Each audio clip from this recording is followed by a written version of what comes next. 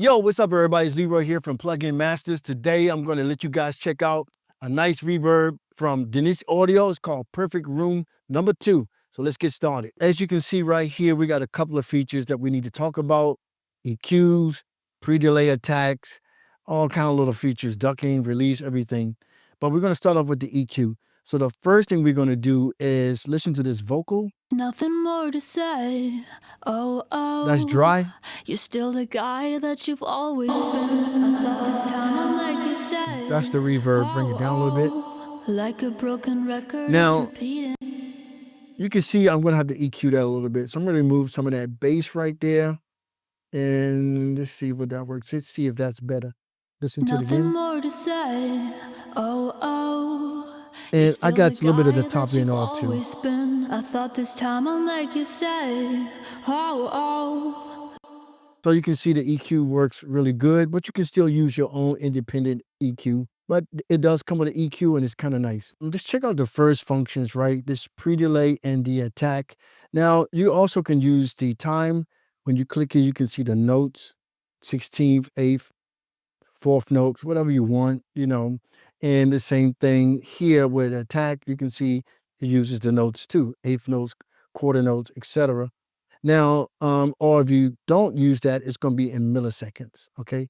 So that's the first thing you need to be concerned about with those two. Now, I'm just going to play the attack and the pre-delay. So the pre-delay, it's like usually the same thing that happens with a lot of reverbs. It allows you to let the signal go through and the reverb connects just after, right? Now, this is very fast. So let's take a listen to it. I'm going to put it kind of like on maximum. So listen to that. Like a broken record, it's repeating again. Right, so listen again. Like a broken record. Okay, so now let's take the attack time. If you got a really on maximum like that, so the attack should be really gradual on the sound of the signal. Okay, so let's take a listen to that. Like a broken record, it's repeating. You see how it just slowly glide into that?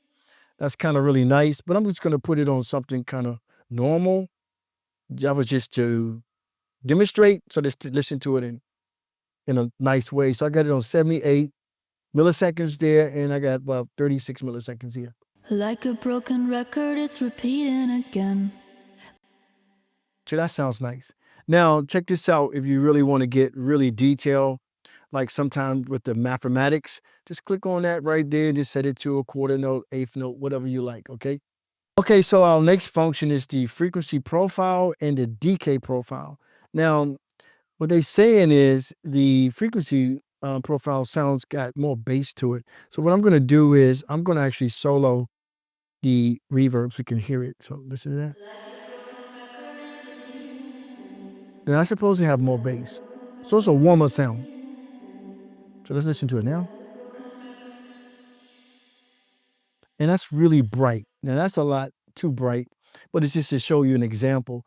But I'm going to go with the warmer sound, which is, I like the Lexicon and a few other plugins that really give me that warm sound because it's a little more difficult for me to get that. Some people could be easy for, but I like this feature right here that I can actually add a little warmth to the reverb, right? Without the EQ thing. And then you got the decay profile, and that actually is the tail end of the signal. So if you go on this side, it's a little longer. Like a broken record, it's and let's make this a little wider. Like a broken record, it's repeating again. Actually, that's shorter. And you go this way. That's longer. Okay, I got it. All right. So, well, it's kind of nice. So now, I keep forgetting to mention the length and the width. I actually got the width really wide with stereo, and I got a large length there, right there, just to demonstrate. But in the song, I'm going to get it down to about medium. And this is the sound that I like. Let's listen to it. You can see right now the little warm and a little tail end long. Next feature right here is the hollow button. Now, when you turn it to the left, what it does is it adds bass to the tail end of the reverb. So let's take a listen to it.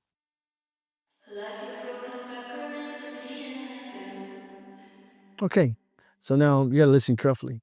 So the next one is on this side, the right side, it's gonna add high end to the tail end of the reverb. So listen to that.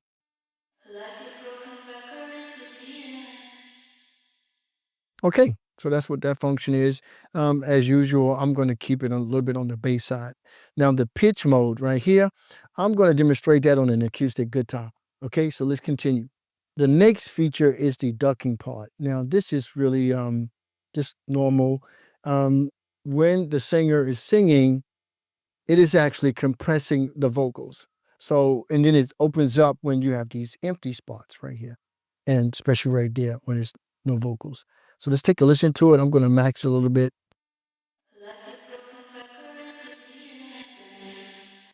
So you can see it got really loud right here.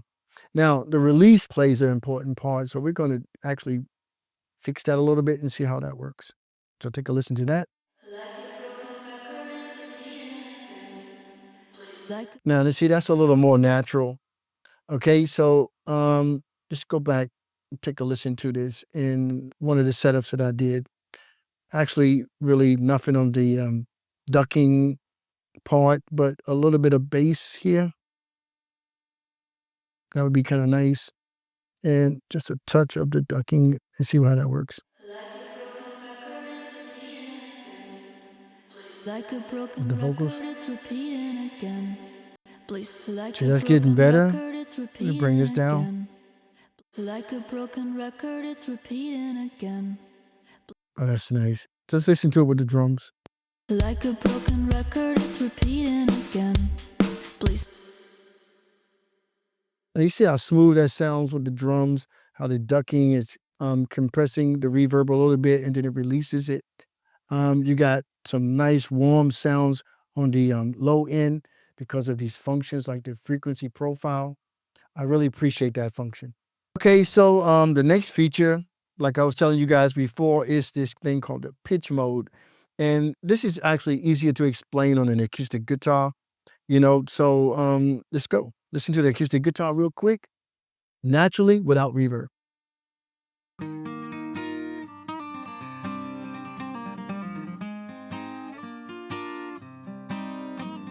So that's a nice sound.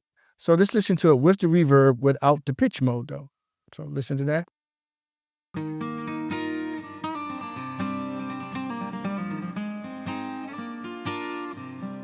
Okay, so that sounds really nice. Now it's a little loud, but that's because I'm demonstrating. So let's take the pitch mode and see what happens.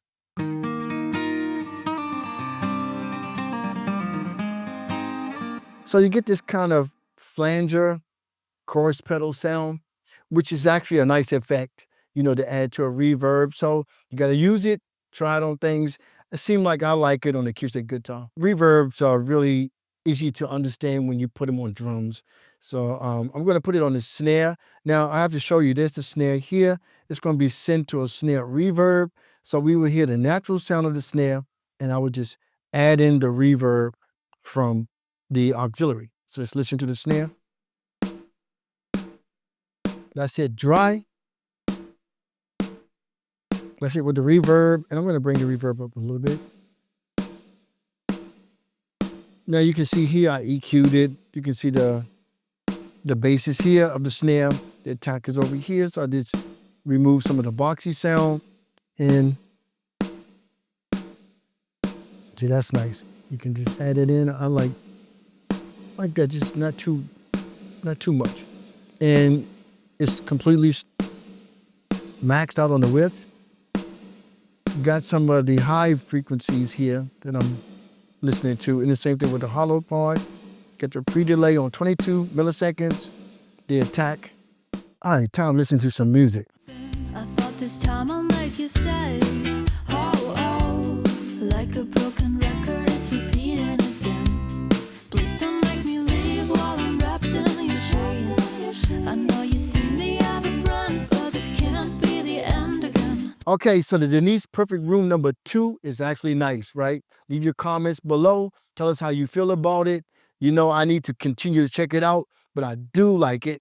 And I love it on the snare, and I did appreciate it on the acoustic guitar. Another good plugin, y'all.